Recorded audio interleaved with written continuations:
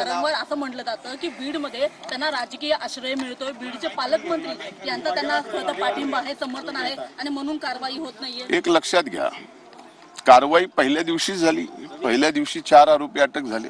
बाकीचे जे काय आरोपी आहेत त्याबाबत पोलीस स्वतः लक्ष घालून त्यांना अटक करण्यासाठी जवळजवळ 8 वेगवेगळ्या टीम त्यांनी तयार केलेल्या आहेत आणि तेही नक्कीच त्यांना सुद्धा लवकरात लवकर अटक केली जाईल. मुळामध्ये याच्यात एक्स्टॉर्शनचा प्रश्न आला कसा हा सगळा मुद्दा आहे. मला असं म्हणणं आहे की मी आता जास्तीचं बोलण्यापेक्षा आदरणीय मुख्यमंत्री जे स्वतः गृहमंत्री आहेत त्यांच्याकडे जबाबदारी आणि ते स्वतः निवेदन करतो म्हणल्यानंतर हाऊसच्या बाहेर मी त्यांच्या मंत्रिमंडळातला एक मंत्री म्हणून आपल्याशी बोलणं म्हणजे हे कुठंतरी हाऊसचा अपमान केल्यासारखा वाटेल असं पंकजाताई म्हणतायत की धनंजय मुंडे यांचं पान सुद्धा हलत नाही वाल्मिक कराड यांच्याशिवाय. या वक्तव्याकडे नेमकं तुम्ही कसं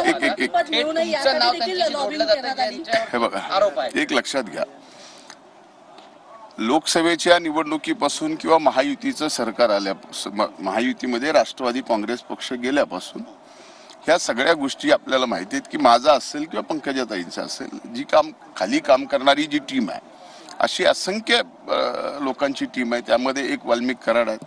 आता त्यांच्यावर गुन्हा दाखल होणं, ते का केलाय, कशामुळे झालाय, त्यांचा संबंध किती आहे, काय, या सर्व गोष्टी